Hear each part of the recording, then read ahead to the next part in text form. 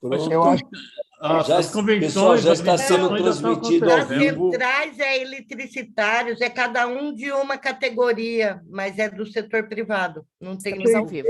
Pessoal, já estamos no ar, já estamos transmitindo, então eu quero passar para o Neuriberg, mas antes dizer que o Neuriberg, lá no DIAP, eles têm feito um trabalho que foi discutido com as centrais, um trabalho para dar conhecimento. Acho que é a primeira vez que isso se faz desta forma, ele vai dizer melhor sobre isso, mas mostrar, primeiro, quem é quem no Congresso Nacional, quem representa quem no Congresso Nacional. A gente nunca foi a fundo nisso. A gente fala em consciência do voto, voto consciente, mas a gente, nem nós, lideranças, fazemos o encaminhamento que deveríamos fazer para nós, muito menos para os nossos associados e sindicalizados.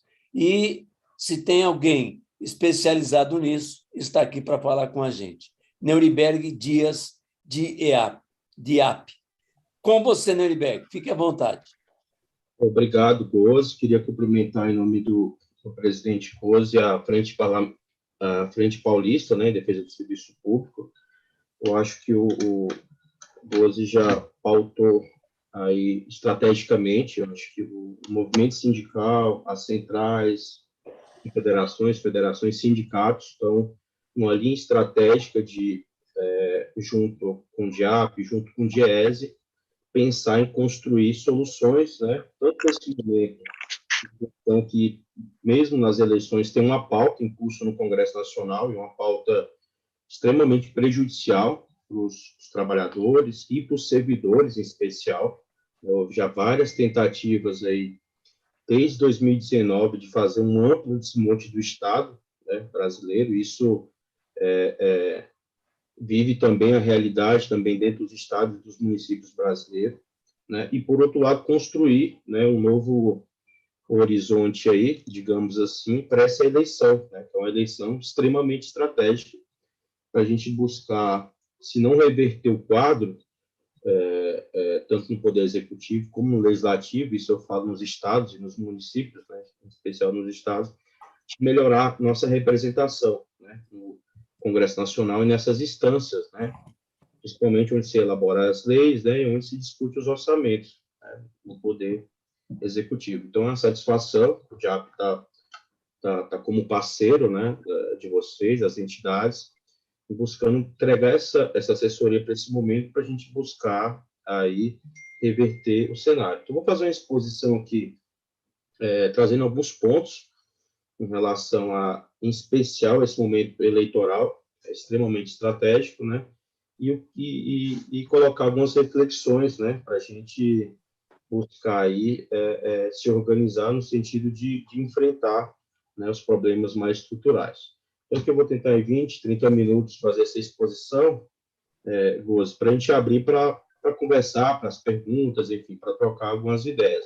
Então, aqui eu quero mostrar um quadro geral e que ele está sintonizado não só com a conjuntura atual, né, econômico-social, mas muito mostra o caminho que vai exigir da gente esse trabalho organizado para mudar esse quadro institucional, principalmente no Congresso Nacional e nas assembleias, né? Que é essa mudança estrutural que a gente está vivendo na economia, na tecnologia, que está afetando, em especial, o segmento servidor, da sociedade na ponta, né? O qual se atinge o servidor, se atinge na ponta a população que enfim, tem acesso aos direitos, né? O fato é que o Brasil passou por uma mudança nunca vista, do ponto de vista da legislação. Veja que, de 2015 para cá, você teve uma mudança de leis, através de aprovação de leis no Congresso Nacional, que está mudando, né? E hoje explica muito esse distanciamento do Estado em relação à sociedade, em relação à prestação de serviço público. Começou com a lei das estatais, né, em 2015, 16, então foi uma lei que reestruturou as empresas públicas, mas no sentido de incluir uma indução privada, uma gestão privada dentro das empresas, porque hoje a gente vê a disputa em relação aos preços. A Petrobras hoje, a composição dela, só tem trabalhador na composição, no conselho, que é uma lei ainda que preserva isso. Mas, depois da lei das estatais, você entrou conselheiro independente, você criou dispositivos na lei, criminaliza a participação política e sindical, ou seja, sindicalista. Se ele não tiver 36 meses fora da direção do sindicato, ele não pode ser indicado por uma diretoria ou por um cargo no estatal, mesmo tendo ali experiência, trabalho prestado, enfim, em relação a isso. Então, a lei, ela tirou a participação ou dificultou a participação social ou sindical das empresas estatais. A gente ainda tem a participação dos trabalhadores, mas só aqueles que seguem ali um critério muito rígido em relação à experiência na empresa, enfim, ou seja, da própria empresa. O fato é que veio a reforma trabalhista com impacto também no setor público, né, estimulando principalmente a terceirização no serviço público, né, ou até regras muito piores que aconteceu recentemente. O Congresso Nacional tem aprovado, né, a medida provisória 1099, que instituiu o trabalho voluntário para prefeituras, né? Ou seja, em vez de fazer concurso, né, ou contratações, do ponto de vista legal, fiscal, responsável, buscou ali pagar meio salário mínimo em contratos de até 2 anos para as prefeituras, tudo com olhar, né, na eleição. Veio a reforma da Previdência com forte impacto para os servidores, uma reforma que, do ponto de vista de contribuição, do valor da aposentadoria, do tempo de contribuição, tudo foi desfavorável em relação aos servidores e os trabalhadores da iniciativa privada. O próprio teto de gasto, que a gente está vendo aí, teve uma versão em 2016, uma versão mais recente, digamos, até pós-pandemia, a emenda constitucional 109, que cortou só do lado que precisa do serviço público, ou seja, só nas despesas correntes, né, e na receita corrente, ou seja, botou um limitador agora, que se atingir 95%, você tem que cortar recursos, né, se vai para a saúde, se vai para a educação, se vai para ações, né, e áreas, né, importantes do Estado. Hoje explica muito como está disfuncional o nosso Estado. Ele não pode investir, né, e o governo está insistindo agora, com essa PEC eleitoral, de abocanhar mais recursos, e isso vai pagar a conta, né? O próximo presidente que for assumir, ou o atual, caso seja reeleito, alguém vai pagar a conta, e a sociedade já está pagando, e se for aprovado, né, mais essa mudança funcional, vai aprofundar mais esse quadro, porque não teremos recursos para a contratação do serviço público, muito menos reajuste, e vai forçar aí um Estado aí mais desmontado ainda, né? Além de reformas aí, né, do ensino, saneamento, privatizações. O fato é, eu estou colocando isso, é que esse ambiente veio de reformas e um aprofundamento muito grande, e isso é causado não só pelo governo que a gente tem hoje, ou nos estados, mas por conta de toda essa legislação. Então, o desafio nosso, principalmente do movimento sindical, é entender que a luta tem que ser também nessas instâncias e melhorar a representação. Então, não basta só eleger um presidente. A gente tem que ter uma base, uma melhor representação no Congresso Nacional, que é lá onde a gente vai discutir para melhorar, né, ou reestruturar toda essa legislação que promoveu esse desmonte todo e está provocando essa carestia, como a gente tem visto. Então, pós-pandemia e as eleições de 2022, né, é o ponto estratégico, né, para que a gente tenha em mente que a disputa nas assembleias, enfim, na mudança da representação política, ela é fundamental para a gente combater, reverter, né, e mudar todo esse discurso de reforma do Estado que não está beneficiando, né? E é fundamental porque a reforma administrativa, ela está no centro dessa discussão. Por quê? Porque ela conclui o ciclo de reforma do Estado. Então, começou com a reforma trabalhista, começou com o teto gasto, a reforma da trabalhista, a previdência e a administrativa é a que fecha o ciclo. Então, ela é fundamental a gente reverter esse quadro de representação, porque mantendo a atual, a reforma administrativa ela vai avançar. Não tenho sombra de dúvida que quem entrar, sendo a mudança do presidente da República ou Lula, outro candidato, ou manter o Bolsonaro, vai ser feita uma reforma administrativa, a diferença é o tamanho e, principalmente, o nível que a gente vai ter de participação em relação à discussão do novo modelo. O fato é que está em jogo essa conclusão, digamos assim, nesse momento, de fechar o ciclo de reforma do Estado.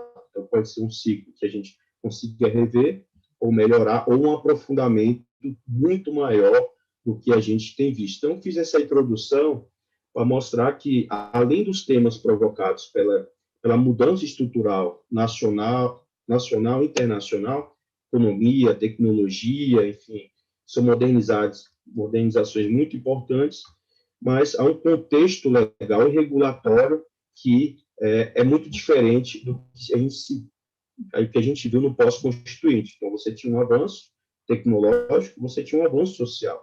Hoje, não. Hoje, principalmente, o atual governo se defende só a mudança tecnológica, mas sem uma compensação ou uma participação social nesses ganhos. Então, o fato é que está em jogo, o movimento sindical é ter essa leitura e um papel estratégico relevante, tanto atual, como eu comentei, ou pós-eleições. Então, o sindical, em especial, aqui são 5 dimensões que eu aponto necessárias para a gente buscar reverter e não deixar concluir esse ciclo de reforma do Estado, né? A gente buscar reconstruir o sindical. Então, de fato, vai exigir agora uma nova postura, não só olhar para a categoria ou base. Então, a gente vai ter que buscar esse trabalho plural, unificado das entidades sindicais para incidir, enfim, participar, dialogar, interferir no processo eleitoral. Ou seja no Estado para melhorar a composição e buscar lançar candidatos próprios, apoiar candidatos realmente comprometidos com os trabalhadores, com a sociedade. Então, vai ter que exigir, e a linha do DIAP, do Fórum das Centrais, é essa, de tentar unificar, né, e buscar, de forma unitária, consensual, ter essa leitura que a gente vai ter que se unir, não para defender só o servidor ou o trabalhador da iniciativa privada, mas está numa lógica estrutural, está numa lógica de pensar, de fato, e ampliar para todos os segmentos da sociedade. Na política, é outra dimensão importante, então, tem que ter um olhar de lançar candidaturas e apoiar candidaturas, tendo uma visão pluripartidária. Então, não adianta a gente só construir, apoiar e fazer campanha para os candidatos que é mais da origem de esquerda ou sindical. Então, a gente vai buscar também o compromisso, a pressão, e principalmente dos partidos de centro ou de direita tradicional, buscar fazer uma pressão muito grande no sentido que eles votaram favorável a toda essa agenda que eu apontei. Então, hoje você tem aí 40 votações nessa legislatura, porque algumas que eu apontei ali, temas, né, foram feitas em reformas, foram na legislatura passada, mas na atual você tem temas aí que avançaram, não só o mundo do trabalho, que a gente resistiu muito, e dos servidores, mas avançaram em temas que têm impacto para a sociedade, né? O impacto a gente vê na alimentação, vê na moradia, vê no salário mínimo, vê em relação ao imposto, que é extremamente justo, carga tributária. Então, a gente vai ter que construir uma plataforma pensando mais amplo. O trabalhador é um fator fundamental, porque a gente também, nesse cenário, está muito mais grave, mais acirrado, desemprego, informalidade, a gente vai ter que expandir em relação aos nossos representados, né, as categorias, ou servidores, ou, se diz, extrapolar ali, dialogar com o desempregado, com o jovem estudante, enfim, com a comunidade. Então, a gente vai ter que expandir da categoria e fazer uma ação mais ampla para trazer e entender o que está em jogo nessa eleição, apontando os candidatos que representam, né, ou não representam isso, de ato, inclusive, com apoio de vocês, do COSE, enfim, junto ao Fórum da Central, a gente vai lançar a plataforma, uma plataforma que vai dar transparência e vai poder compartilhar como é que votou cada um dos deputados ou senadores. A gente quer também chegar, também levantar esses dados para a Assembleia, né, no caso do Estado de São Paulo, e todas as Assembleias de todos os estados, para que o eleitor, o trabalhador, compartilhe e mostrar para quem vai votar aquele trabalhador que apresenta uma plataforma, que defende um programa do seu mandato, ele vota totalmente contrário a esses interesses. Então, essa plataforma vai ajudar nesse sentido, mas a gente tem que expandir. Não é só o trabalhador sindicalizado, não é só o trabalhador da base, da categoria, mas tem um desempregado, tem um estudante, enfim, a gente vai ter que ampliar esse trabalho. O eleitor é uma variável que aí se soma em relação ao trabalhador, ele vai estar numa eleição extremamente ainda polarizada e recheada de desinformação, uma simetria muito grande, e que a gente vai ter que também, né, o sindicato, os dirigentes, fazer esse trabalho de fugir, né, das narrativas aí que buscam confundir esse eleitor. Então, é trazer a agenda real, é a economia, é o desemprego, é o que afetou a renda desses trabalhadores. E a dimensão institucional, que é o que a gente está atuando muito forte agora para as centrais, lançamento de agenda legislativa, audiência com os parlamentares, buscando derrubar ou melhorar alguns textos no Congresso, mas que isso tem, pós-eleição, tem que se intensificar essa atuação, tanto no Poder Executivo como no Legislativo, para estar acompanhando, pressionando e apresentando pautas, né? Principalmente se houver uma mudança, que há uma expectativa de representação nessas instâncias, talvez até melhoria na composição do Congresso, em especial, a gente vai ter que ter esse trabalho de dialogar e buscar alternativas independente de partido. Então, é importante que, tanto na dimensão sindical, né, junto aos trabalhadores da sociedade, mas na institucional, quando toma posse eleito, a gente ter esse trabalho, né, permanente para influenciar. Então, aqui é um pouco os eixos e a estratégia que eu aponto aqui, a gente vai ter que sair da nossa, digamos assim, de quem a gente só representa, né, tem que expandir para a sociedade e para buscar atrair mais esse eleitor, enfim, essa pessoa. Isso tem dados, aí eu vou comentar um pouquinho mais para frente, mas que a visão sobre os sindicatos melhorou, né? Então você tem um apoio aí, uma visão que eles realmente, na avaliação feita na pesquisa da UOL, quase 70% avalia que os sindicatos estão representando os trabalhadores, antes era 39%,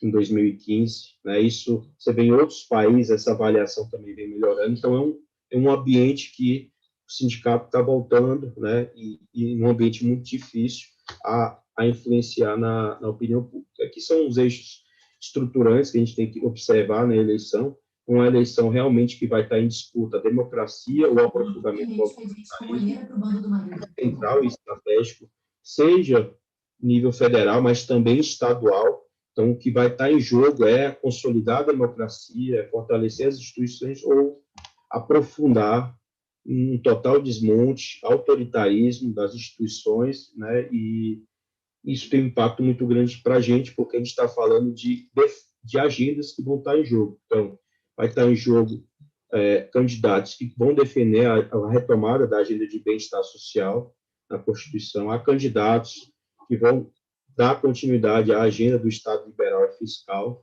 que é no caso do atual presidente, e do Estado penal também, a defesa dessa agenda. Então, o que está em jogo em todas as candidaturas, em especial as que estão liderando, do seu ponto de vista presidencial, essas agendas que estão em jogo. Ou aprofundar mais uma ou outra agenda, seja o candidato Lula, seja o candidato Bolsonaro, seja Simone Tebet, enfim, seja os outros nomes aí da terceira via, que haverá, já tudo indica que não há espaço para um segundo turno em relação à terceira via, mas serão importantes nessa construção, né, e no apoio para quem for direcionar aí no processo eleitoral. Vai estar em jogo a disputa sobre o público e privado. Então, hoje, a opção feita pelo atual presidente, principalmente depois do Temer, foi de indução, né, privada na economia e até social. A própria reforma administrativa, ela veio nessa linha de conceder, né, e tornar de forma preponderante a prestação de serviço pelo setor privado, e quando o setor privado não oferecer, o Estado, o setor público iria oferecer. Inclusive, esse ponto foi retirado durante a discussão na CCJ e na comissão especial, foi uma grande vitória, mas há agora ali um desmonte muito, né, do texto que está para o plenário, desmonte de direito e ainda um desmonte muito grande do Estado, enfim, e do servidor ainda trazendo a indução, enfim, a reduzir, enfim, o serviço público, enfim, tendo uma lógica fiscal. Então, o que vai estar em jogo isso? É o público ou o privado, é o Estado ou o mercado assumindo, de fato, essa estrutura. E hoje já vem acontecendo muito. Veja que se acha que não fez reforma administrativa, já se andou. Então, não se faz concurso nem para repor, congelamento de salários desde 2000, em especial em 2020, que aprovou a Lei Complementar 173, né, depois aprofundou ela com a Emenda Constitucional 109, que aí criou um mecanismo, um gatilho de congelamento permanente em relação a caso ultrapasse as despesas 95%, né, da despesa corrente em relação à receita corrente, você começa a cortar direito dos servidores, né? Então, isso está como uma política permanente, então, é outra discussão. Você vai fazer uma reforma, antes de fazer qualquer reforma administrativa, tem que se acabar com esses mecanismos, né, que estão em vigência, porque qualquer reforma que fizer, você não vai poder ampliar o Estado. Então, o setor privado colocou um teto, colocou uma legislação que qualquer segmento de fazer qualquer reforma você não consegue beneficiar a sociedade, você não consegue beneficiar os servidores, você não consegue beneficiar o trabalhador, porque hoje a legislação fez um teto em que você pode fazer qualquer reforma tributária, se não acabar com esse teto, o ganho de arrecadação, a redução de impostos não vai impactar a sociedade, porque esse dinheiro não vai poder ser aplicado de volta para ela, vai ser para pagamento da dívida, vai ser para pagamento de outras coisas. Então, não adianta hoje, sem aumentar receitas, se você não pode utilizar esse recurso para nenhum tipo de investimento na sociedade. Vai estar em disputa se ampliar a participação social ou aprofundamento do fisiologismo. A reforma administrativa foi nessa linha. A polarização ou o sectarismo vai estar em disputa essas agendas e tem que ter um cuidado muito grande, porque eles dominam esse terreno em relação a isso, e os dois candidatos, né, hoje que estão liderando tanto do PT como do PL, vão buscar, principalmente do atual, trazer uma agenda que confunda aos problemas reais, como eu mencionei aí, um dos estruturantes, que é desviar, né, a importância do que se vive hoje em sociedade para instigar, enfim, os piores sentimentos, né, na sociedade e, consequentemente, não buscar apoiar, enfim, candidatos que realmente têm um propósito de resolver esses problemas. Então, o que vai estar em jogo é essa questão estruturante, a gente tem que observar bem, porque, a depender do candidato, um vai aprofundar, eu não tenho dúvida, que o governo Bolsonaro, caso seja reeleito, ele terá uma maioria no Congresso e, consequentemente, ele vai conseguir, com mais agilidade, aprovar e aprofundar, principalmente, a reforma administrativa, que é o que fecha esse ciclo, como eu comentei, da reforma do Estado brasileiro.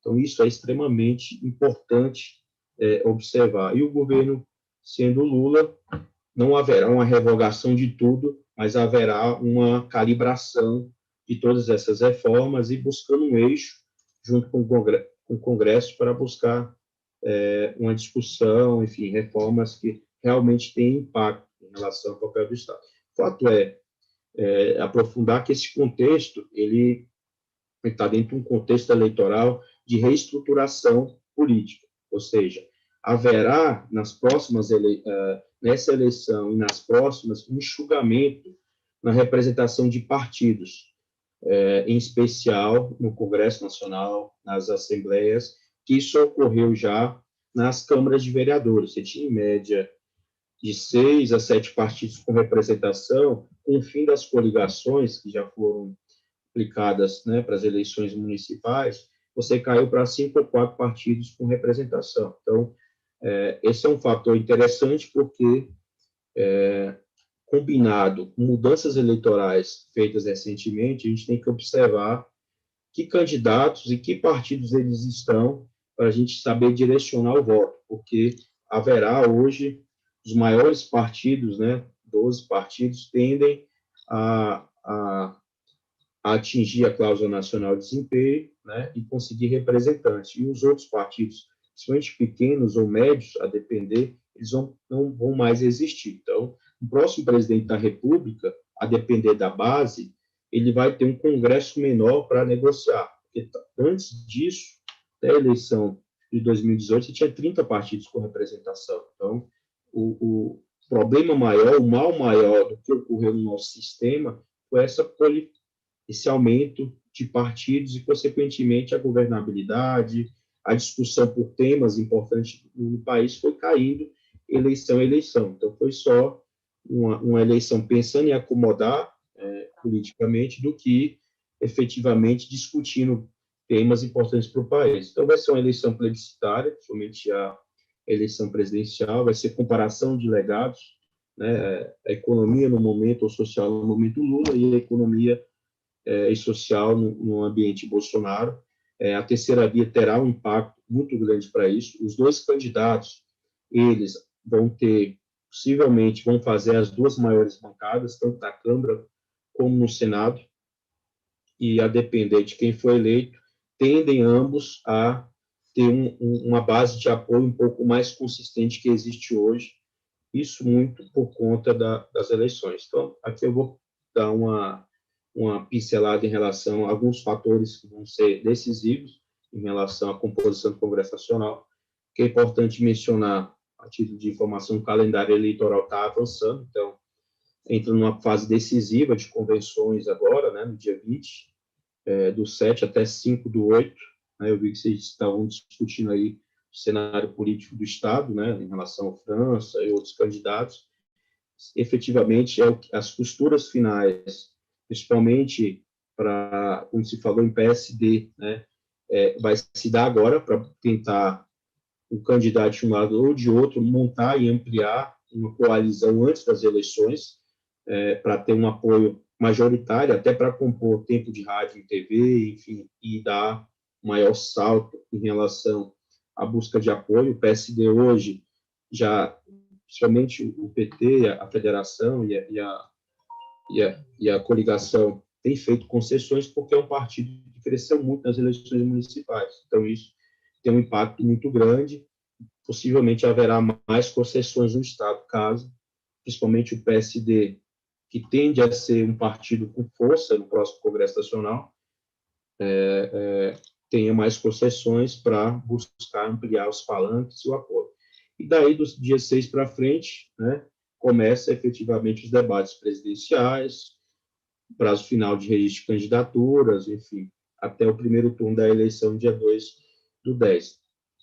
Então, era mais para pontuar que é um ano que vai ter um tempo menor de eleição, né, de campanha, e vai ser fundamental a gente entender um pouco essas regras para saber quem são os candidatos e quais vão ser os partidos competitivos. Aqui eu vou pincelar as principais mudanças que vai fazer essa reorganização política, inclusive aí na própria Assembleia, que os deputados estaduais eleitos. A mudança eleitoral que foi feita foi para reduzir partidos e empoderar os partidos já grandes. Né? Então, teve o fim das coligações, vai ser a primeira vez aplicada às eleições proporcionais, permitiu a criação de federações de partidos, em substituição às coligações que tinham ali, na sua essência, dificultava para o eleitor identificar em quem ele estava votando. Então, você apoiava um sindicalista ou um candidato que defendia os servidores, mas na mesma coligação que foi criada para tentar atingir o quociente eleitoral, você elegia ali um empresário ou outro candidato que pensava totalmente contrário ao candidato que a gente defendia e fez campanha para a eleição. Então, havia ali uma inconsistência imensa que foi, nessa eleição, acabou esse mecanismo. O fato é que isso favorece na nossa dimensão sindical e de participar mais nas eleições, é que os nossos candidatos, né, a gente vai identificar claramente, e o eleitor também, que esse que você votou e o partido ou federação que está vinculado, ele vai ter mais chance de ocupar as cadeiras, né, e não eleger, né, outros nomes que não representam e têm votado, né, contrário à nossa agenda dos trabalhadores, dos servidores, da sociedade de forma geral. Então, isso vai ficar muito claro quem a gente não quer reeleger e quem a gente quer eleger. Então, a plataforma, inclusive, é dentro dessa concepção. A gente mostra, olha, esses aqui, eles não merecem ser reeleitos, a gente vai fazer uma campanha muito forte para não eleger. E a esses que representam, né, nossos interesses, a causa, enfim, tenha essa preocupação, a gente vai apoiar. Então, independente de partido, né, independente de fazer nem campanha nem para um ou para outro, mas o eleitor hoje, ele, digamos que ele vai ter mais clareza em quem ele vota, né, do que antes, por conta das coligações. A cláusula de barreira, como eu comentei, vai reduzir a quantidade de partidos, então, cada partido tem que ter 2,5 dos votos válidos em nível nacional, então, consequentemente, aí, partidos vão perder representação no Congresso Nacional e outros vão ampliar, né, o seu poderio no Congresso Nacional. O cálculo das mudanças das sobras, aí eu coloquei em negrito, é o fator que vai ter um impacto muito grande nessa eleição, ou seja, a maioria das vagas vão ser distribuídas não pelo quociente eleitoral, ou seja, o partido atinge e o mais votado, né, ele assume a cadeira, né, mas ele tem que ter pelo menos 10% dos votos válidos. Hoje não. Hoje, sem coligações, né, e essas sobras, que antes não exigia nenhuma votação mínima, nem para partido e nem para candidato, que hoje, só para vocês terem uma ideia, a Câmara dos Deputados tem 513 deputados. Anterior, em 2018, 250 cadeiras foram ocupadas por essas sobras, ou seja, o mais votado e o partido que atingia a média ocupava essas cadeiras, independente de desempenho. Hoje, não. Hoje, esse mesmo impacto vai acontecer na Assembleia Estadual. Boa parte das cadeiras vão ser distribuídas por um sistema novo, que é esse das sobras, que vai exigir que o partido tenha 80% da votação e o candidato 20%. Então, ou seja, aqueles com baixo desempenho, a depender do partido, sem sombra de dúvida, vão estar fora, né? Não vão compor ali e conseguir ser eleito no Congresso Nacional. Ou seja, partidos aí mais conhecidos, né, com puxadores de voto, enfim, com um número maior de prefeitura, mais recursos, enfim, vai ter uma chance maior de eleição do que aqueles pequenos, né, os nanicos, né, que entravam ali puxados por conta das coligações. Então, vai ter mais vagas disputadas nesse sistema e os mais votados dentro dos partidos com desempenho vão ocupar essas cadeiras. Então, isso prestigia aí os partidos grandes e aqueles candidatos com mais potencial eleitoral. Então, há uma tendência dessa regra, inclusive muitos que votaram nela, não serem reeleitos. Então, a gente vai ter um mapinha que a gente vai divulgar depois, está de São Paulo, quando sair as candidaturas. Olha, a tendência é que o partido A, B, C façam tantas cadeiras no Estado. Esses aqui há uma tendência de não fazer cadeiras. Por quê? A expectativa de bater, né, de atingir essa distribuição mínima. Tanto o partido, né, ter os votos, como o candidato. Isso vai ser importante, por quê? Porque a gente vai saber quem os candidatos nossos estão dentro ou não desses partidos que vão ter melhor desempenho para a gente direcionar a campanha, né? Para não reeleger aqueles com maior condição e a gente conseguir transferir de voto para os nossos partidos que podem ser impactados em relação à reforma. Acredito que dos partidos de esquerda, o que a depender de nível nacional, o PSOL, né, e o Rede, que está mais próximo, terá um impacto maior. O PCdoB está na federação, junto com o PV e o PT, né, o PSB e o PDT, nível nacional, também vai ser afetado, talvez o PDT tenha um impacto maior. Do outro lado também, ou seja, todos os partidos, até do Centrão, serão impactados pela regra. Aqui é só um gráfico mostrando a renovação no Congresso Nacional. Historicamente, a gente sempre teve na linha de 49% de renovação. Há uma expectativa, a depender do registro de candidatura, de ter uma renovação até um pouquinho maior do que tem hoje, ou menor, que é uma tendência muito forte. Por quê? Porque essas regras que foram modificadas, elas dão preferência para quem hoje está em mandato, né? Quem vai disputar a reeleição. Como dificilmente um novo candidato, ele vai ter, primeiro, os recursos vão ser consumidos por todos os candidatos à reeleição, a nível estadual ou federal, em média é 1 milhão, 1 milhão e 500, para quem vai estar disputando a reeleição. Eles já têm uma estrutura de mandato, né, com recursos de fundo, recursos de gabinete, em relação à contratação de pessoal, as emendas individuais, ou de bancada, ou de relator impositivo. Então, quem vai disputar a reeleição hoje tem uma vantagem muito grande a quem vai tentar disputar pela primeira vez o mandato, porque essas regras vão exigir desempenho mínimo, né, tanto para o partido como para o Estado, como para o candidato, né.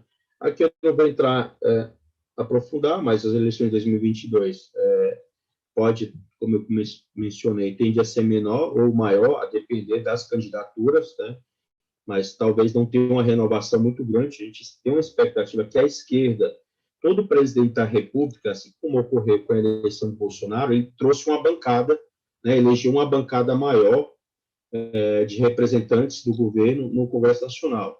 Assim como aconteceu com o FHC, assim como aconteceu com Lula. Dilma foi menor, porque pegou o legado, enfim, deu continuidade. Bolsonaro aumentou a sua bancada e, consequentemente, agora nesse cenário, com a eleição do presidente Lula, a esquerda tem ali, por conta dos palanques dos estados, por conta das novas regras, possa aumentar entre 10% e 15% da sua bancada no Congresso Nacional. Então, sempre aconteceu isso. O ambiente político tende a ser de renovação, né, como eu mencionei, em relação à presidência da República, só que tem dois fatos que a gente tem que observar nessa conjuntura atual. Nenhum presidente da República, pós-Constituição, que disputou a reeleição, ele não perdeu a eleição, todos foram reeleitos, né? Todos foram reeleitos, ou em primeiro turno ou em segundo turno. Outro dado que contrapõe a isso é que todos os candidatos que lideraram as pesquisas no ano da eleição foram eleitos. Então, o que vai estar em jogo é esse legado, são os nomes, né, o peso de cada candidato e o que cada um fez comparado na sua época de mandato, né? Não tenho dúvida, se Bolsonaro disputasse com algum nome que não fosse da política, ele estaria reeleito.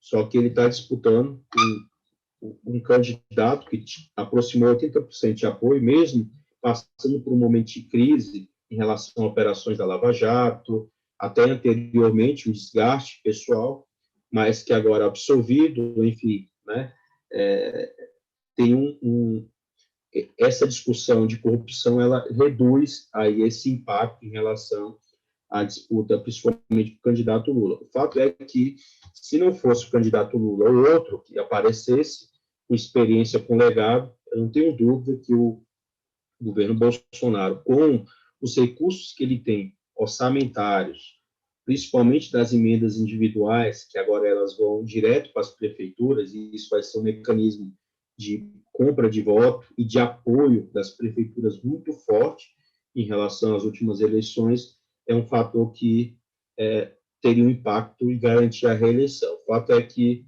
hoje, esse mecanismo, principalmente a força que tem o presidente de recursos, não está garantido ainda, se tiver nas pesquisas, os dados consolidados e por aí vai. Então, o fato é que a eleição, tanto o candidato Lula como o candidato Bolsonaro, todos estão defendendo que tem uma bancada de apoio no Congresso Nacional.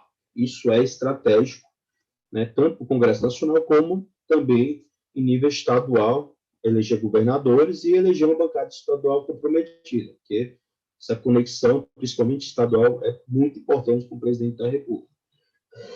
O fato é que, hoje, os dois candidatos eles têm forte potencial de eleger bancadas e a gente está dentro desse ambiente estratégico, de buscar ali ajudar, né? Ajudar em que sentido? Sendo candidatura ou apoiando ou desgastando os candidatos que votaram contra a nossa agenda no Congresso Nacional. O fato é que Bolsonaro tem o centrão, chega, né, um número bem considerável de apoio. Então, o presidente da República tem 355 parlamentares ali hoje dentro do centrão, dando recurso para fazer campanha, é um fator de vantagem em relação ao presidente Lula, que tem uma base menor, mas tem um legado, enfim, tem estrutura de campanha, tem recurso para fazer a eleição, enfim. O que a gente imagina o Congresso pós-eleição?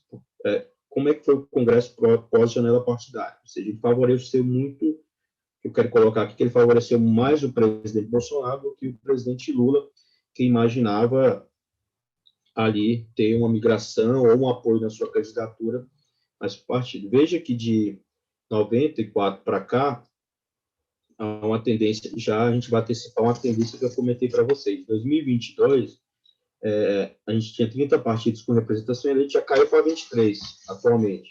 O Senado de 22 para 17. Pós eleições com as regras novas e cada candidato que tem uma influência muito grande no legislativo tende a cair aí, sem sombra de dúvida, ter uma Câmara com 19 partidos. Seria uma redução histórica, né? Voltaríamos aí para 22 ou para 2002 ou anteriormente, em que você teria uma maior governabilidade e isso beneficia tanto a gente como a sociedade. Lógico, vai depender dessa qual vai ser a composição, né?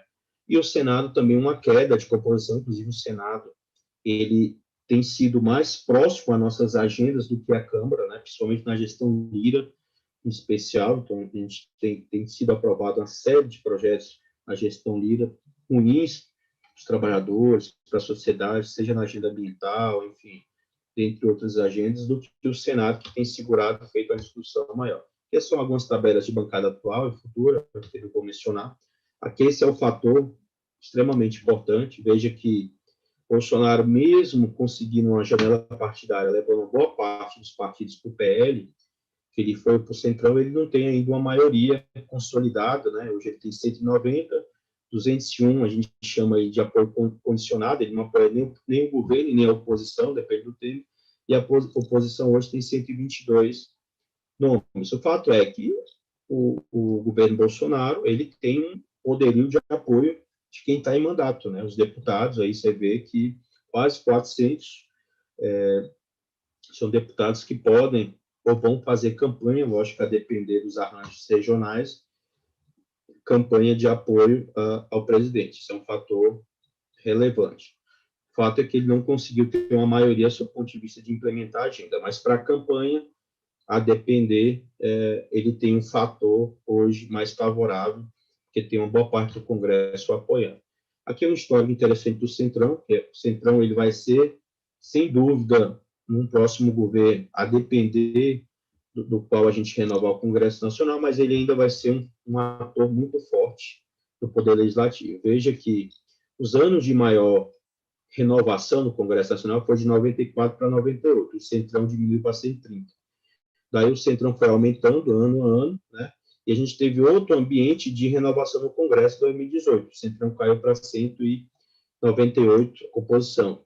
Hoje, pós-janela partidária, eles se revigoraram, né? Ou seja, você tem 135 deputados dentro do Centrão. Ou seja, você tem ali quase 10 partidos que se uniram a benefício próprio para tentar garantir a sua reeleição, ou de um lado apoiando o presidente, consistente ou não consistente, mas que eles estão nessa, digamos, andando com o pé em duas canoas para garantir a sua reeleição. Então, eles têm recurso financeiro, estrutura, enfim, é um grupo que depende muito do orçamento impositivo, né, das suas riquezas, porque sua origem foi nesse sentido. Então, esse grupo se apropriou tanto do orçamento, como também, por parte do governo, se aproximou, visando se manter com poderio no Congresso Nacional para 2023. Então, não há um apoio consistente, mas a gente sabe que esse ator,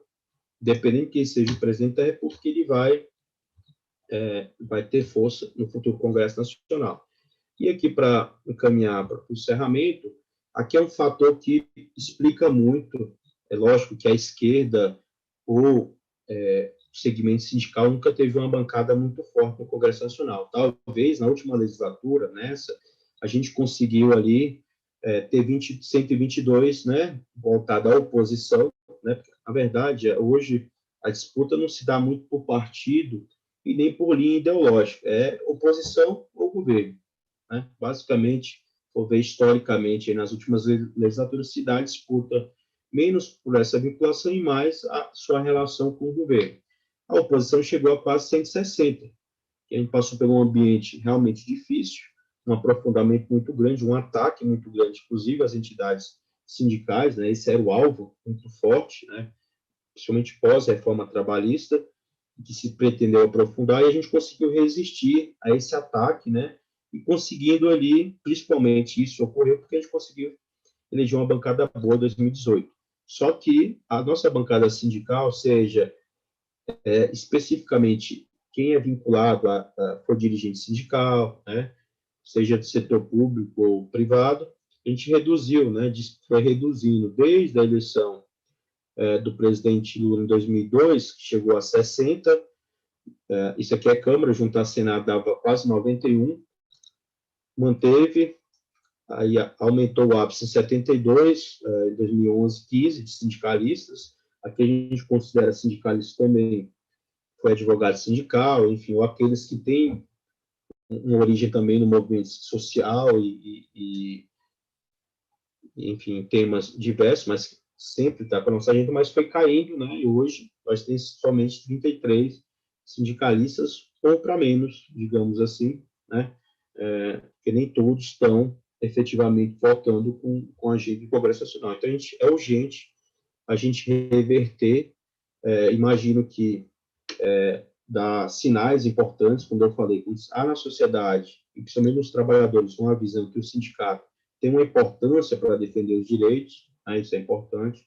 Se a visão da sociedade, em função dos momentos atuais, está mais próxima de centro-esquerda do que de direita, como antes, então a gente tem uma avenida para buscar ali intensificar esse apoio junto à sociedade para melhorar essa representação, né, nos poderes legislativos, né, seja federal, estadual.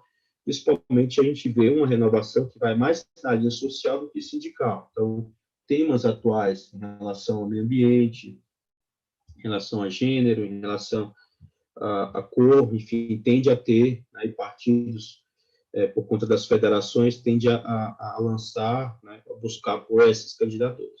A gente precisa melhorar essa representação, porque, sem sombra de dúvida, quando você vai comparar, você tem aqui, do outro lado, veja que, em média, é mais de 200 parlamentares vinculados à bancada empresarial. Quando vincula a bancada empresarial, aqui a gente sabe que a maioria eles temas ligados aos servidores, temas ligados, especial, da agenda de mercado, eles, de um lado, apoiam e vai contra os servidores ou os trabalhadores de iniciativa privada, ou seja, eles têm aí quase 2/3 do Congresso Nacional, né, com representantes. Então, é um fator que, lógico que aqui, se você somar ex-servidores, a bancada da segurança, a bancada da evangélica, dentre outros, a gente consegue ampliar essa base de apoio, né?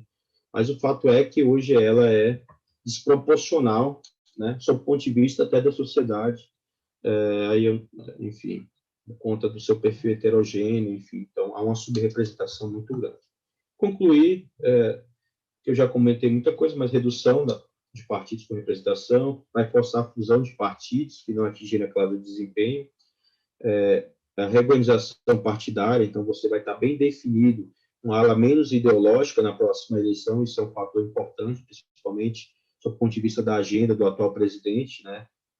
Bancada do ódio, retógrada, enfim, e liberal. Então, você vai ter blocos aí centro-esquerda, centro e centro-direita ali circulando, saindo muito dos extremos, entre esquerda ou direita. Os partidos do centrão vai continuar com a maioria, em especial na Câmara dos Deputados, né? Tem uma tendência muito grande do PDT dar uma reduzida. Se houvesse criado federação, talvez potencialize isso. Mesmo com o Ciro, ele não consegue ter uma dimensão nacional do que se esperava. Ali, os 3 maiores partidos tendem a ser o PT, o PL, ou o PP, ou União Brasil, tende a dominar em vários estados. O Centrão vai ficar, né, ali PL e PP, e União acoplando, mas vai ter o Republicanos, o PSDB, enfim, como partidos aí médios, né, com força na casa. A presidência da casa há uma tendência muito grande de continuar com o Centrão, principalmente na reeleição do presidente Bolsonaro, mas porque eles vão conseguir tende a ter uma bancada ainda com força no Congresso Nacional. A esquerda ou a centro-esquerda só vai conseguir uma eleição caso fazer uma boa composição, assim como fez na eleição do Senado e nos primeiros 2 anos, na eleição da Câmara. Não que a gente concorde com a pauta do Rodrigo Maia, que ele defende uma reforma, inclusive, administrativa bem similar do que está na PEC 32, mas a gente conseguiu ali compromisso de não avançar com celeridade em várias pautas, e a gente até derrubou algumas, mas teve a grande derrota em relação à reforma da Previdência. E são números e projeções do DIAP sobre as novas regras, quem ganha, quem é favorecido ou não. Depois eu vou deixar com o Gozo e a equipe, enfim, para compartilhar a apresentação, mas são estimativas de bancadas, né, quem fariam as maiores ou as menores, né? Tem partidos aí, é uma tendência de ter 15 partidos com representação. Se você levar para o estado de São Paulo, tende a ter a mesma, por conta do tamanho do estado, a bancada, né, e o peso tende a refletir também na Assembleia. Esses partidos aí que tem até um parlamentar, né, há uma tendência de, no estado, ter também força para eleger deputados estaduais, e tem uma separação por estado. E, por fim, concluir, eu já comentei no início, mas é essencial, a partir das candidaturas e, efetivamente, a campanha, compreender essas regras eleitorais, ou seja, saber que candidatos podem ter realmente potencial de ser eleito, para a gente não desperdiçar o voto, lançar e identificar candidaturas com potencial de êxito na eleição. Então, é extremamente importante. O papel dos dirigentes, dos sindicatos, vai ser extremamente importante para orientar o voto, não só do trabalhador na base da categoria, mas para a sociedade. Entender o eleitor é fundamental. Então, buscar entender esse eleitor, o que ele quer. Então, os jovens, de um lado, estimulamos a campanha para os jovens votar nas eleições, que se traz a discussão, principalmente para a família, muito forte, tende a ter. Só que, por outro lado, o outro grupo está estimulando os mais velhos a votar, que não precisa votar. Então, veja que a disputa está, né, o jogo, a gente mexe de um lado e eles estão mexendo no outro, para engajar os mais velhos, enfim, a votar nas eleições. Efetivamente, tem que mobilizar, engajar os trabalhadores e usar as redes sociais para chamar atenção sobre os programas dos candidatos. Então, confrontar os candidatos, o que fala e o que faz durante o mandato é extremamente importante, né? Vocês provavelmente já têm várias experiências exitosas em relação a temas que foram votados aí no Estado, aqui também no Congresso Nacional. O trabalho que vocês fizeram em relação à PEC 32 é um grande exemplo que a gente conseguiu aí levar para todo o país de forma organizada esse trabalho, surtiu efeito e impacto. Além do ponto de vista de alterar a reforma, a gente freou, né, num ambiente extremamente estratégico na reforma. O fato é que para as eleições não vai mudar, né, como eu comentei inicialmente, a gente precisa buscar esse trabalho unificado, organizado, para reconstruir de fato o país e para a gente frear ou desacelerar aquela agenda que eu mencionei inicialmente, a reforma do Estado. Então, papel, eu não tenho dúvida, do movimento sindical, dos dirigentes, cada passo que vai iniciando a campanha é relevante e extremamente estratégico para a gente desacelerar todo o ataque que a gente vem sofrendo. Então, eu queria concluir aqui essa minha exposição, pedi até desculpa se eu me alonguei muito em relação ao tempo, mas eu fico à disposição para a gente conversar e dialogar, enfim, buscar estratégias, né? Aí ficar à disposição também da frente, enfim, das entidades, para apresentar um quadro aí depois das candidaturas, um quadro do Estado, né? Quem são os candidatos, né? Qual a chance dos partidos, enfim, atingir as regras eleitorais para ajudar a frente a fazer essa campanha, né? A influenciar nas eleições. Então, era isso. Muito obrigado.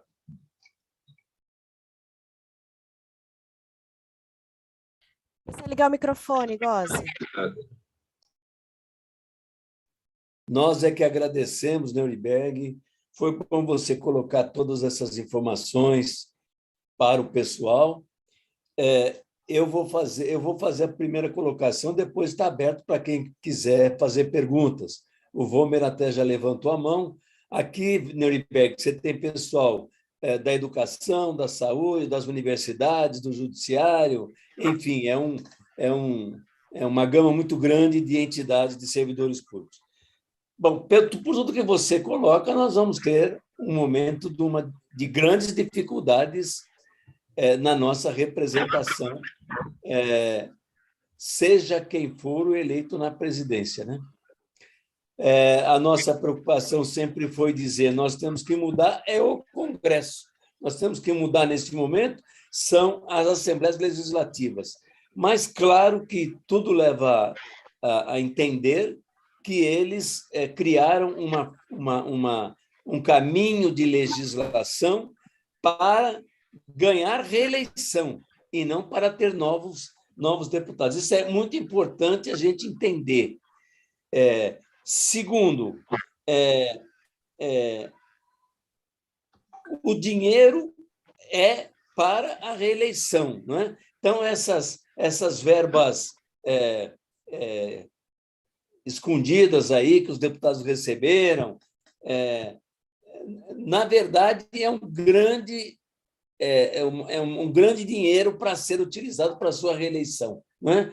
Ainda que se gaste muito com a verba partidária, a verba que vem do governo para as eleições, os que estão com o governo, eles estão já com uma verba até independente para se reeleger, né? Então, o nosso primeiro ponto, como você colocou, o que a gente tem ali é uma diferença enorme entre sindicalistas, ou eu vou chamar de representantes de trabalhadores, e aonde no serviço público é menor ainda, e em oposição ao grande número de empresários. Empresários que podem, até alguns deles, estar do nosso lado. Não é verdade que, por ser empresário, ele é contra o trabalhador, mas, por ser centrão, ele basicamente é a favor de um projeto de governo e não de Estado, e não dos trabalhadores. Então, eu vejo que parece que isso que é a minha pergunta para você, parece que o primeiro ponto nós temos que conhecer bem quem é quem que está querendo se reeleger. Este é a primeira pessoa que nós temos que trabalhar se vale a pena ou não ele ser reeleito. Então, trabalharmos isso com os nossos sindicatos, com as nossas associações, com a população o máximo possível. E os novos, a gente sabe quem é ele, né? Porque todos que a gente elegeu que estão lá, a gente não sabe de onde vieram. Sabemos que veio com muito dinheiro, sabemos alguns de onde vieram, até os que se dizem, alguns que se dizem progressistas, vieram com dinheiro empresarial, né, para trabalhar pela parte empresarial. Então, nós temos que saber os novos, quem são, de onde virão, como eles pensam, como eles trabalharam até hoje, por que eles querem ser candidatos, né? Enfim, como é que eles querem trabalhar com os trabalhadores, né? É uma coisa bem complexa. Você já colocou, de certa forma, que dificilmente teremos um centrão diferente. Concorda com isso? O centrão vai continuar com uma grande força. Concordo. Posso responder ou você acha que eu faço um resumo? Mas, enfim, já... Não, vamos ouvir as outras pessoas, aí você responde. Pode ser. Vomer.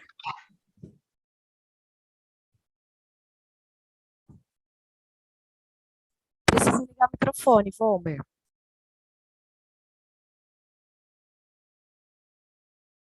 Vomer está sem agora. Estava com dificuldade aqui. Nuremberg, muito prazer aí pela conhecê-lo e as suas ideias, que contempla muito o que a frente tem falado, uma vez que você costurou tudo o que nós pensamos e ainda nos deu umas informações que nós não tínhamos a respeito das regras eleitorais. E a primeira solicitação que eu faço é se você pode disponibilizar esse material para nós. E a segunda é que o que eu tenho perguntado para muita gente, que também me causa bastante estranheza, que muitas entidades não percebem que, ao defender determinadas causas, acabam criando possibilidade do governo e de grupos comandarem servidores públicos. Eu participei da comissão legislativa, né, desse ano, e a entidade dos professores, através do Leão, que é um amigo nosso, inclusive, mas a gente não concorda nesse aspecto, defende, por exemplo, eleição para diretor de escola, quer dizer, descaracterizando totalmente o serviço público. E, com isso, possibilitando depois regras que já aconteceram no país que não deram resultado. Então, o concurso público devia ser muito mais rígido e devia também ser acompanhado durante 2, 3 anos, que é o que nós defendemos aqui no Estado de São Paulo para concurso para diretor de escola, e foi aprovado. E o governo aprovou porque nós apoiamos do jeito que estava. Pena que depois o próprio governo não dá continuidade na qualidade que a gente quer para quem presta serviço público. Queria saber sua opinião a respeito, considerando que a CNTE, por exemplo, é uma entidade que devia ouvir muito mais os outros, ao invés de propor algo que pode causar aquilo que os empresários estão querendo. Obrigado, Nuremberg, e parabéns pelo seu trabalho. Foi muito bom, muito elucidativo. Milito. Bom dia a todas e todos, parabéns, né, Nuremberg, uma grande exposição, com dados, com bastante informação, e que a gente não tinha, né, e dá para a gente montar um quadro. Eu queria perguntar para o Nuremberg, pela experiência que ele tem, nós vamos ter previsão de 33 deputados ligados ao sindicalismo, à esquerda, vamos dizer assim, 234 representando o empresariado, e os demais, eu não sei se tinha alguma tabela que eu não peguei, mas os demais, para chegar nos 500, né, 500 e pouco, e os demais, quais são as bancadas que a previsão que vocês fazem vão ser mais fortes, né, de bancada da bala, bancada do, não sei quais são, evangélica, dos bancos, não sei como é que vocês dividem aí. Então, é uma outra questão, quer dizer, nesse ritmo, para a gente chegar a ter uma maioria no Congresso, nós vamos levar mais de 100 anos, né, vamos dizer assim, para a gente ter uma maioria de deputados que defenderiam o estado de bem-estar social, que defenderiam um estado preocupado com a questão social acima da questão do mercado. Então, qual a outra solução, Nuremberg? Porque acho que eu não tenho tempo para esperar 100 anos, eu vou morrer bem antes. Eu acho que muita gente também não vai ter. Então, qual a alternativa que a classe trabalhadora tem diante dessa difícil situação de eleger candidatos que defendem nossos direitos? São duas questões. Obrigado. Pode ser com você, Nuremberg, enquanto as pessoas que querem perguntar levantam a mão em seguida. Não, está ótimo. O Goze, enfim, o Paulo e o Luiz fizeram ponderações extremamente importantes, eu acho que resumiram bem já a minha apresentação, já direcionaram já efetivamente um encaminhamento. Acho que, Goze, realmente o principal desafio da representação é o empoderamento que o Congresso Nacional tem, principalmente quem vai disputar a reeleição, que foram extremamente beneficiados pela reforma eleitoral e partidária, ou seja, quem vai disputar a reeleição, além de estar no mandato, já ter os recursos que já tem em relação às emendas individuais, esse orçamento secreto, como você mencionou, tem uma preferência do partido, né, em apoiar o seu candidato à reeleição, então isso ele já tem um grande diferencial, ou seja, as chances de reeleição, principalmente quando eu falo em Centrão, 135 parlamentares, é muito alto, eles têm ali efetivamente uma reeleição muito grande dos seus candidatos, né? Lógico que vários vão disputar, em média, disputam outros cargos, ou desistem, ou, enfim, e, obviamente, sobem, né, outros com a mesma, né, que o partido define, os grupos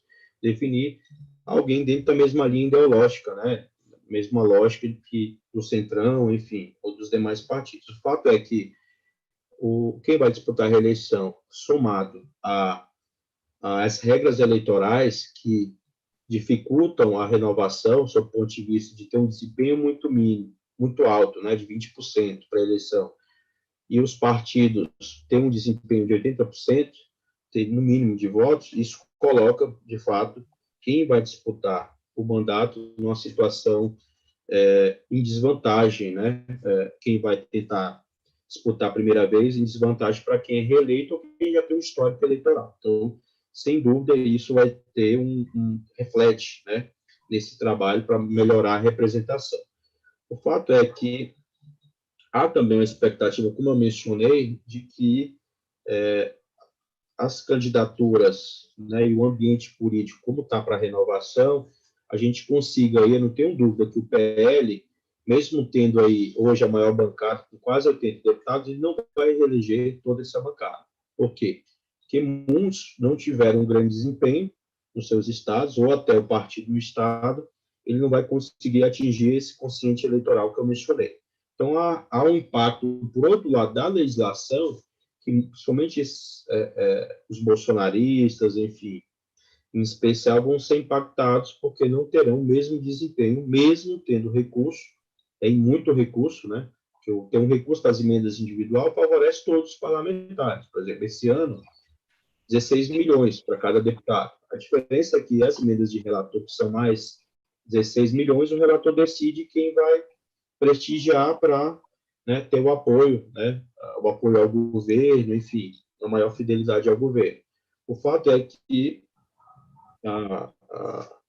isso favorece, mas também desfavorece. Mas o fato é que o Centrão hoje, pelo tamanho, tende a ser essa bancada, manter uma parte dessa bancada do Congresso Nacional. Acredito que a esquerda um pouco vai avançar, e os políticos tradicionais, vocês vão perceber, em todos os estados vão lançar candidaturas, né, e possivelmente terão os mais experientes, enfim, fora daquela agenda de renovação 2018, antissistema, tema corrupção, tendem a não ser eleito e voltar muitos parlamentares, mas é uma circulação de poder, como a gente sempre comenta. Então, você muda, de certa forma, 6 por meia dúzia, né? O cara vem, mas dentro de uma lógica e, às vezes, até contrária aos interesses dos trabalhadores. Então, a campanha em si, a gente tem esse papel de dar publicidade, mostrar quem é quem, como você mencionou, para a gente tentar ao máximo aí favorecer os nossos candidatos, né,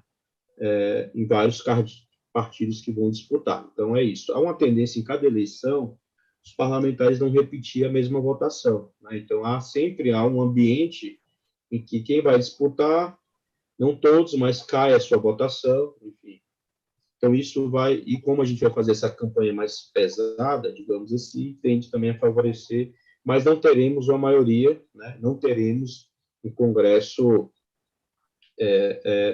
muito melhor do que a gente, de fato, quer, aí até conectando aí que o Luiz, o Volme, enfim, o Luiz comentou, de que a gente vai mais buscar o Congresso para um ambiente de diálogo, né? Centralidade, né, de somente a agenda real e progressista, do que ter uma bancada, que isso já aconteceu, né, em todos os governos, ter uma bancada consistente que a gente imponha uma agenda, enfim, congressional. Mas veja que até no pior momento em relação ao governo Dilma, e o presidente da República tem essa capacidade, a gente avançou várias pautas positivas. Teve negativas? Teve, inclusive por iniciativa do próprio governo. Mas a gente conseguiu ali montar uma base, né, de diálogo, de apoio, enfim, e com pressão das entidades, a gente conseguiu avançar em várias pautas. Então, acho que essa realidade de representação, como eu mencionei, tendo uma base governista e um pouco mais calibrada, sem esses extremos, enfim, é possível dialogar em agendas positivas. Então, a gente tem esse papel importante. As bancadas informais, eu mencionei a sindical porque ela é um bom retrato, né, aonde a gente chegou, né, sob o ponto de vista de representação do Congresso Nacional. Então, a gente chegou a ter, digamos ali, quase 90, juntando deputados e senadores, para 33, né, aqueles, digamos, de origem sindical. Lógico que a gente tem, né, várias outras bancadas, né, além da empresarial ruralista, enfim, há uma tendência de se manter ou ampliar um pouco conta do seu poderio. A bancada evangélica caiu na última eleição, tem uma tendência de cair. Dessa também a feminina aumentou, há uma tendência de aumentar. Bancada de parentes que a gente faz no DIAP, então haverá um aumento muito grande, talvez, dessa bancada de parentes, ou seja, filho, neto. Geralmente, aqueles que vão desistir da eleição sempre vão lançar ali um filho, um neto, uma esposa, enfim, tende a, naturalmente, né, essa bancada também se manter. Então, o fato é que as candidaturas, e talvez seja o fator determinante, tem uma renovação, isso impacta na eleição proporcional e, consequentemente, a gente consegue alavancar nossas candidaturas, né? Então, acho que isso que acontece em cada eleição. O fato é que a gente vai ter que buscar, né, intensificar, unificar, independente de, como foi mencionado, isso foi por Gomes, em relação a problemas locais, enfim, ou setoriais, a gente buscar um momento de unificar, né, e se colocar para a disputa, para o debate, para dialogar, porque há hoje um problema maior, né, sob o ponto de vista estruturante, como eu mencionei, e que a gente vai ter que buscar identificar essas candidaturas e fazer uma campanha muito forte para não reeleger essa turma do Centrão e ter em mente que a gente vai poder avançar com nomes progressistas, mas também, por conta dessa configuração eleitoral, vai favorecer esse grupo, né, a ter sua reeleição e até trazer novos quadros, né, em relação a esse assunto. Mas eu vejo hoje, ainda mesmo com a legislação, eu tenho uma visão menos pessimista do que 2018, na minha avaliação. Eu acho que há uma agenda de desgaste muito grande para alguns parlamentares que vão disputar a reeleição e que a gente pode abrir esse espaço para renovações e eu acho que, principalmente, a gente está aberto para saber que essas reformas elas não vão parar. Eu deixo isso bem claro. Independente do presidente da República eleito, o Congresso, ele que impôs essa agenda de reformas, não foi o Poder Executivo.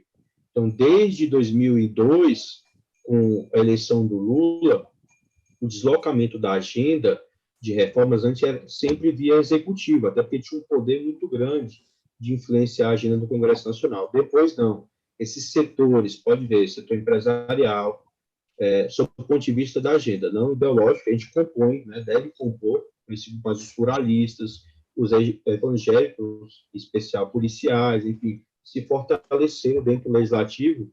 E toda essa reforma que a gente viu aí, que eu mencionei, começou em 2015. A Agenda Brasil, que é a ponte para o futuro, nasceu do Congresso Nacional.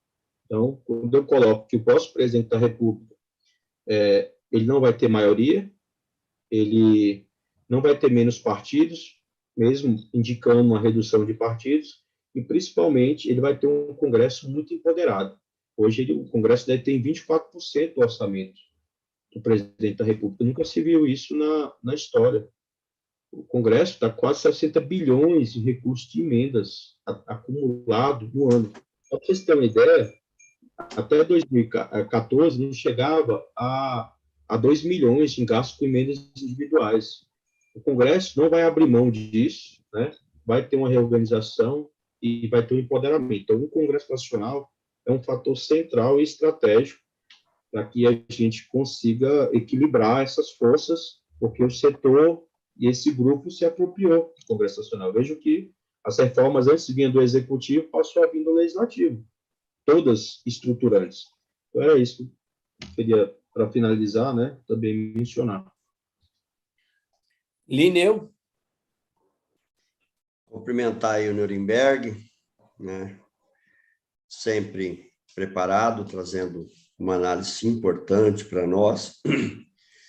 E talvez a gente não tenha avaliado muito, né, com essa mudança na lei eleitoral, como vai ficar depois, né, o resultado. Isso começa a mudar bastante o xadrez. Foi muito bom você trazer isso para nós, além de toda a sua fala.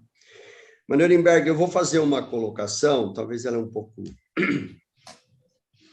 como que eu diria, um pouco complicado até para você responder, mas muito tranquilo. O que a gente tem observado? E aí, não só eu, mas aqui eu estou falando de uma posição minha. Nós temos tido dificuldade, às vezes, de emplacar um debate político sobre essa questão de forma unificada. E eu não estou falando aqui nosso grupo aqui, eu estou falando de uma análise nacional. Né? Quando a gente vai fazer o debate, dentro do próprio movimento sindical, pelas centrais sindicais, ou das confederações, mas tudo vai para o nível, né, superior que as centrais sindicais. E aí, às vezes, a forma de encaminhar, a busca de oportunidade, eu estou tentando ser cauteloso para não ser muito direto, mas não tem como ser direto. Às vezes, tem ausência de democracia, né? Até mesmo os próprios partidos de esquerda, mas não os mais de extrema esquerda, mas tem ausência de democracia. Eu vou pegar um dado que eu fiquei puto da vida, falei para muita gente, continuo dizendo e digo aberto, né, que nós temos um conjunto de centrais sindicais que fica correndo atrás da CUT. A CUT é a maior central, com o maior respeito, me dou muito bem com todo mundo, mas eu estou fazendo um debate político.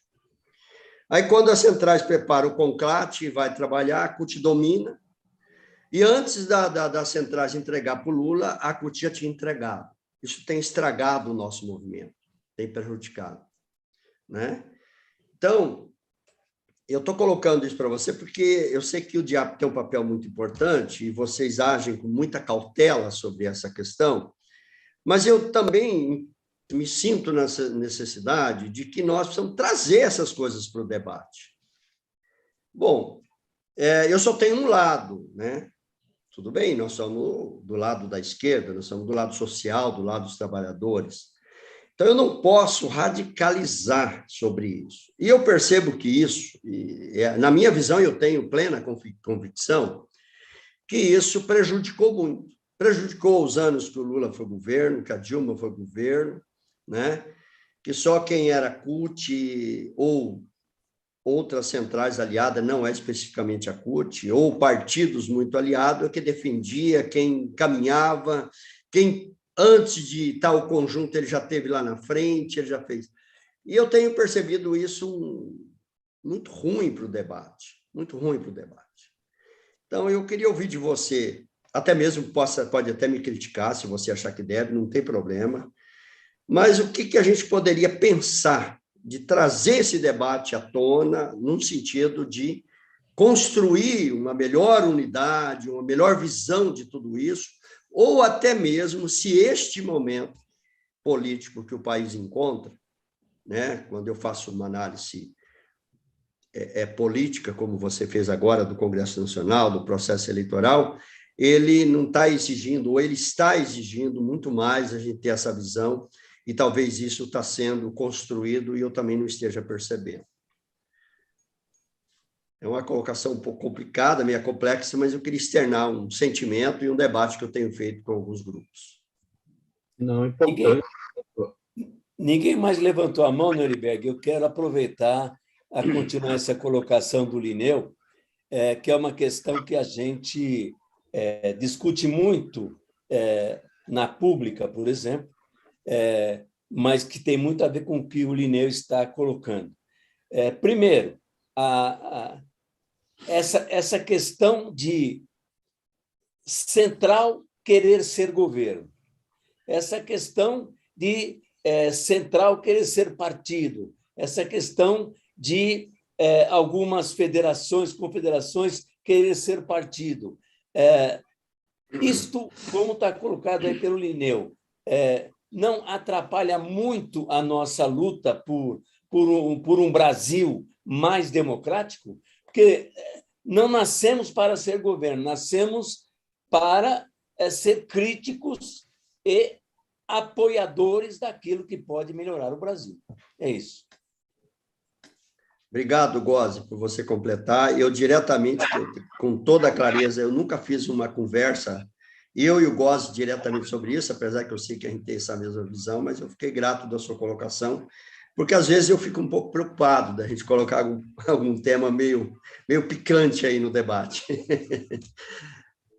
eu costumo dizer que política, o diálogo, quem pensa ou diferente, ou tem algo crítico, a gente tem que realmente colocar, a gente tem que participar, né?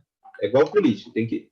Se a gente ficar de fora, sem sombra de dúvida, quando eu falo em processo eleitoral, se o movimento sindical ficar de fora, alguém vai ocupar esse espaço, concorda? Então, é uma correlação. A gente tem que participar disso. Do ponto de vista do movimento sindical, eu acho que está dentro da essência, né? Não só das entidades sindicais, essa disputa, essa problemática, sem dúvida, não é de hoje, né? Você tem Mineu, sempre foi uma das figuras que tiveram atuação, isso eu até recordo muito forte quando eu falei em Agenda Brasil.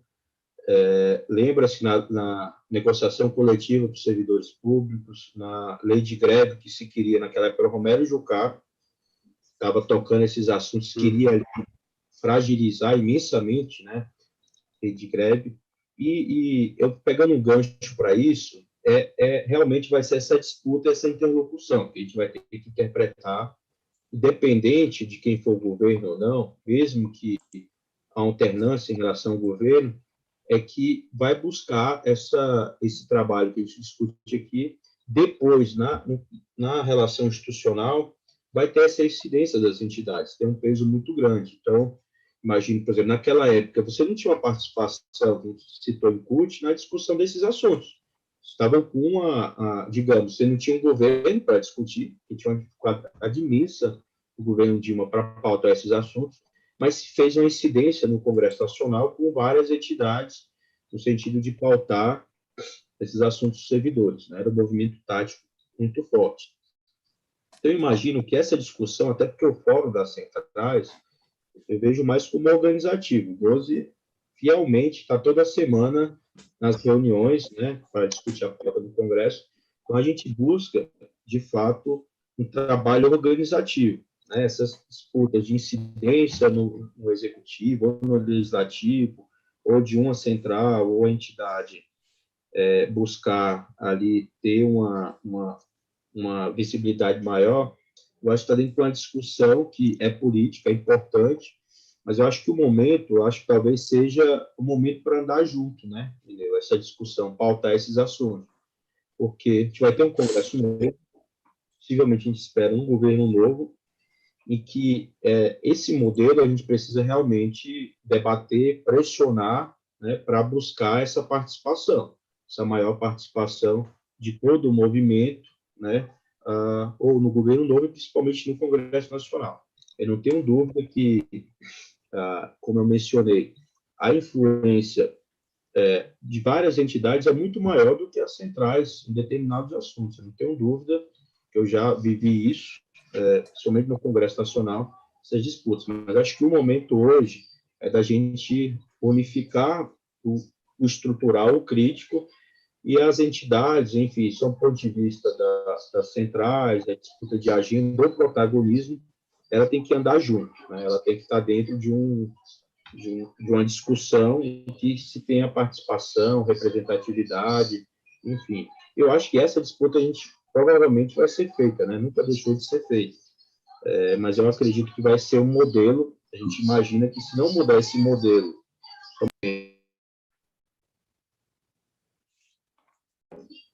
é um modelo, se a gente não abrir esse diálogo, principalmente na discussão de reformas que vai vir, pode pegar, de representação, a gente vai persistir em alguns erros que a gente viveu no Congresso Nacional. Vou dar um exemplo disso. Não só em protagonismo, mas eu me lembro a jornada de trabalho, a redução da jornada de trabalho, na época, todas as centrais tinham posição favorável, uma só foi contrária. Foi respeitada essa posição, só que a gente perdeu a redução da jornada de trabalho.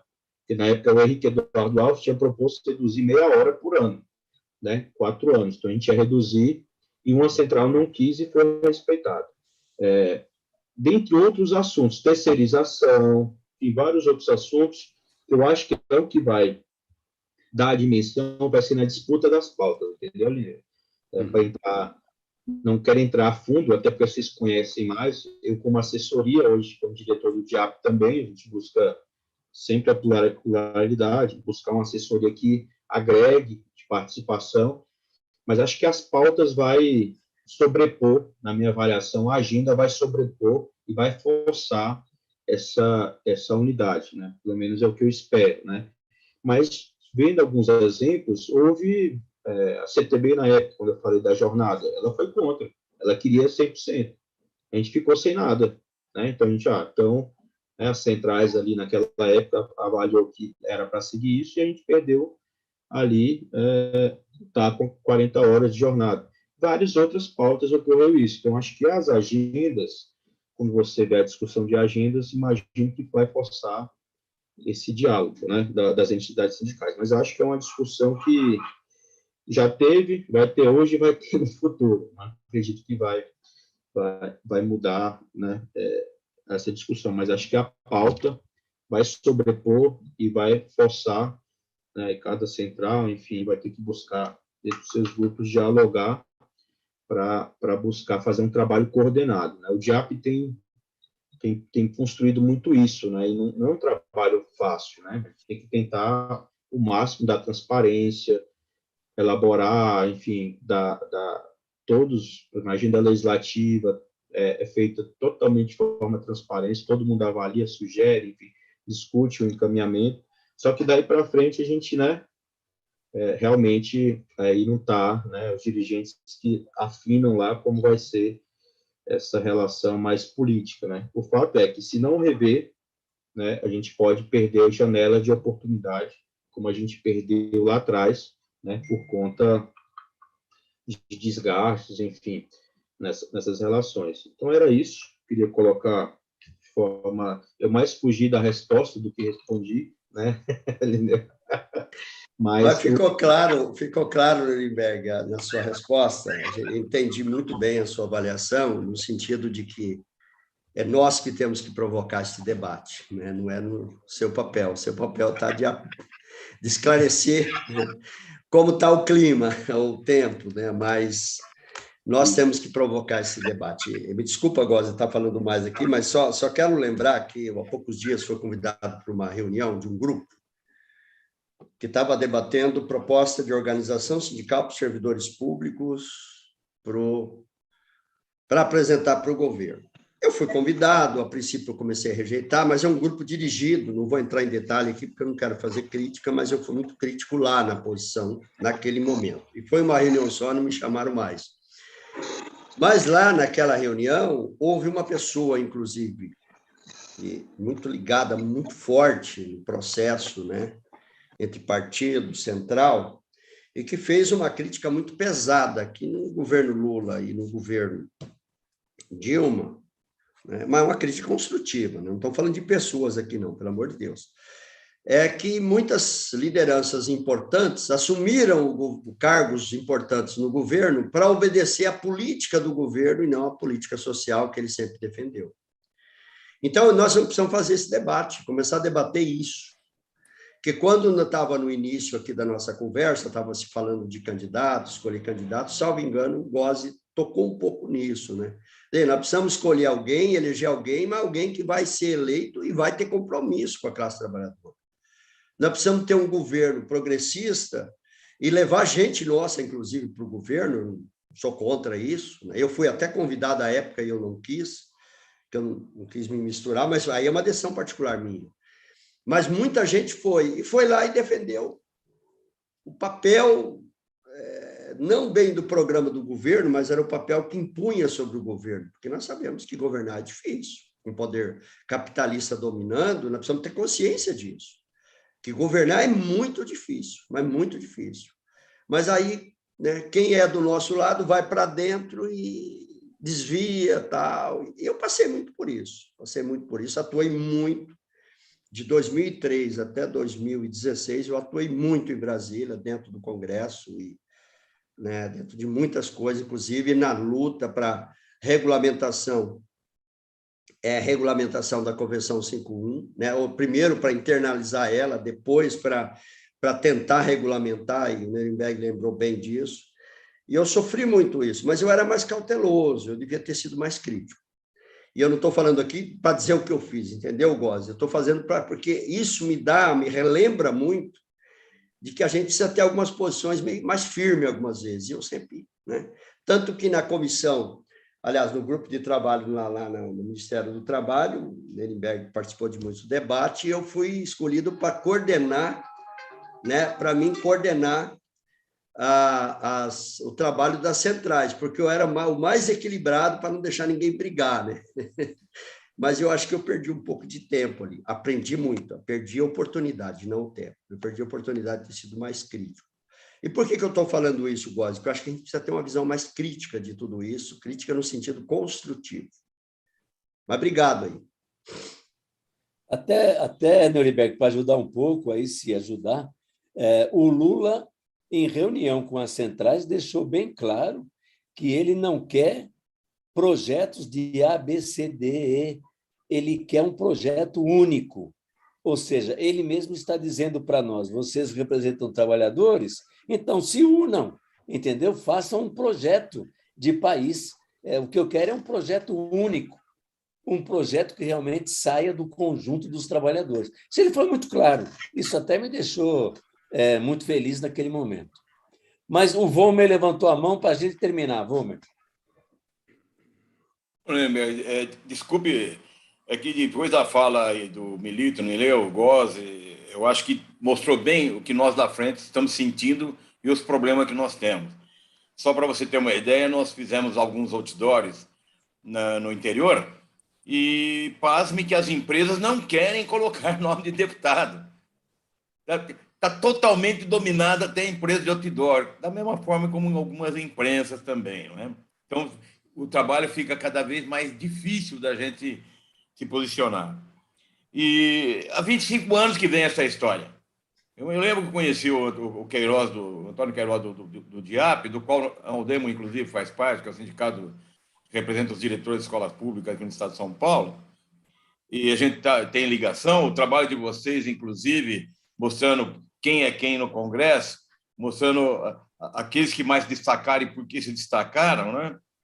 E, na época, inclusive, de 98, na reforma da Previdência do Fernando Henrique, o falecido deputado Arnaldo Faria de Sá foi um dos destaques nos livros do DIAP. Por quê? Porque ele nos deu muito apoio, o gabinete dele era o nosso QG, não é? Eu senti sempre que o DIAP nunca demonstrou ter uma linha partidária, mas uma linha de análise. Isso que eu acho extremamente fundamental, corroborando com o que o Góes falou, o Lineu falou, o Milito falou. Isso eu acho. E eu defendo, e as centrais sindicais têm um poder de fogo. Teriam um poder de colocar, por exemplo, no Correio Brasiliense, sobre senadores e deputados federais. Fazer uma matéria na terceira página. Fica caro, mas se a gente conseguisse, era algo que teria um grande impacto.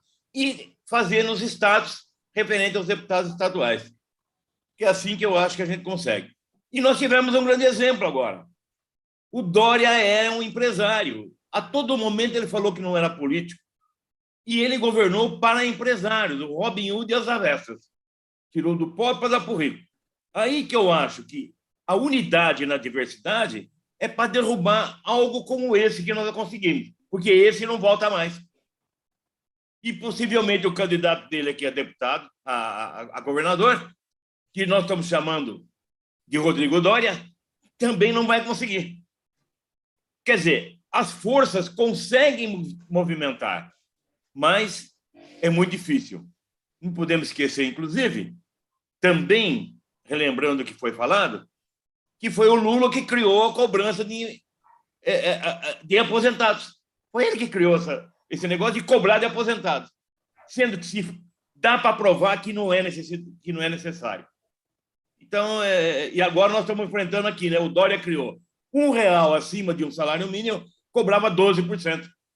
Vai para 14% e vai para 17%. Quer dizer, quem ganha até R$8.000 no estado de São Paulo simplesmente perde um tanto que é um absurdo e desnecessário, né? Foi mais um desabafo, mas Se quiser comentar, eu aceito. Obrigado. Desculpe. Neuriberg, quer comentar? Ou não? É apenas um desabafo aí. Não, só, mas para concluir, se for, ou vai outro momento. Fica Mas à eu acho vontade. Fica à vontade. que como eu coloquei, é extremamente estratégico, tanto na eleição como pós-eleição. Então, disputar essa agenda, seja a nossa agenda ou contra a agenda de mercado, vai ser fundamental. A gente passa por dentro da discussão política, né? Uma política partidária, sindical, né? Para estar dentro desse ambiente com proposta. Então, isso não vai ser diferente, né? Inclusive, vai ser até mais acirrado, porque vai estar num ambiente de continuidade de reforma,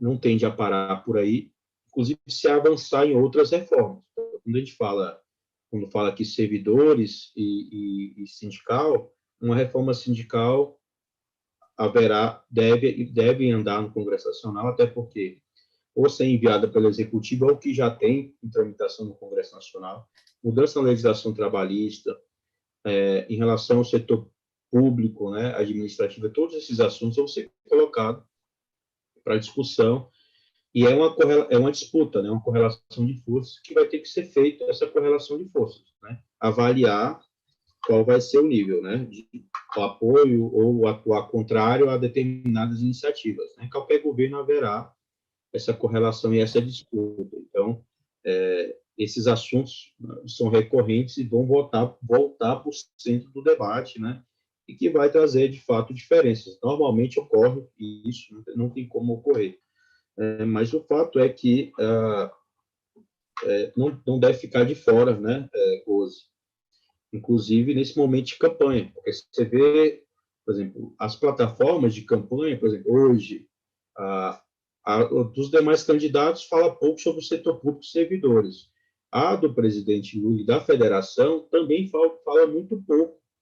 Não sei se vocês chegaram a ler a diretriz, a folha dos candidatos, ali fala muito pouco e superficial. Então, talvez até um assunto para se discutir, para dar uma aprofundada naquelas diretrizes, até porque elas vão ser discutidas, né, e aprofundadas com propostas mais objetivas. Então, essa correlação, essa disputa começa agora, né, a influenciar no programa de governo, não só de um candidato, mas dos demais candidatos. A plataforma a gente entregou para um.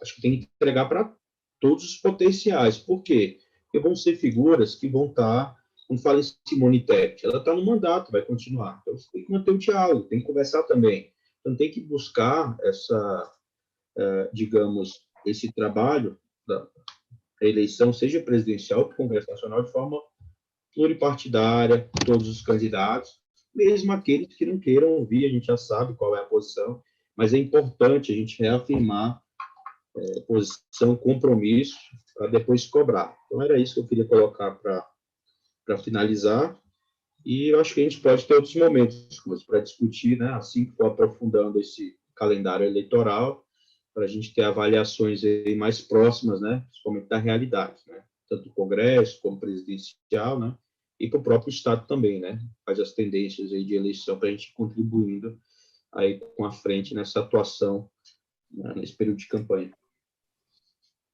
Neuriberg, quero agradecer muito aí a sua presença, em meu nome, em nome da Pública, em nome de todas as entidades que estiveram aqui presentes. Acho muito importante essas colocações, essas informações todas, né? Você está no meio dessas informações, você conhece e nos trouxe realmente tudo aquilo que a gente, na maioria dos casos, desconhecia. Isso é muito importante para todos. E quero te agradecer, convidando todas as entidades a também estarem juntas no DIAP, né? Então, quem ainda não é filiado ao DIAP, faça o convite aí para que sejam. É uma instituição muito importante para nós e que vocês que vivem esse momento difícil de vida dos sindicatos e das federações, ajudar também o DIAP a viver junto com a gente e discutindo junto com a gente. Muito obrigado, Neuriberg, Nuremberg, e um grande abraço para você. Um abraço, Gozi. Cumprimento todos. Obrigado aí pelo espaço. E a gente vai continuar aí a conversar e ficar disponível para participar das reuniões. Um abraço para todos. Maravilha, obrigado.